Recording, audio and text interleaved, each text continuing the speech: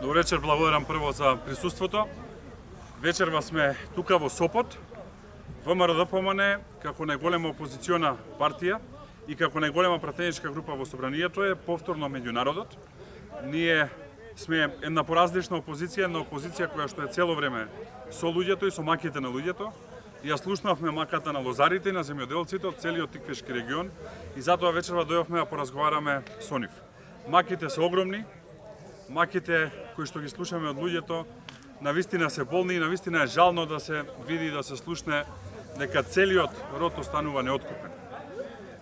Зелената мафија царува и во откупот на грозјето. За ова зборувавме пред изборите и бевме јасни дека ова ќе се случи доколку СДСМ остане на власт. За жал, коалицијата СДСМ дуи остана на власт и имаме огромен проблем со откупот на грозје. Само во Сопот, каде што сме вечерва, остануваат неоткупени помеѓу 9 и 12 милиони тони грозје, што значи скоро целокупниот род. Владата на чело со Зоран Заев се што вети излажа. Ветија гарантирани откупни цени на 911 денари, во моментов откупните цени за тие што имаат среќа да го предадат грозјето се сведени на 204 денари. И тука субвенциите не помагаат ништо, затоа што производната цена на грозјето е 15 денари, а се откупува за 204 денари таму каде што имаат среќа лозарите да го предадат. Најголем дел воопшто не можат да го предадат затоа што воопшто нема откуп. Заради овие причини две работи предлагаме.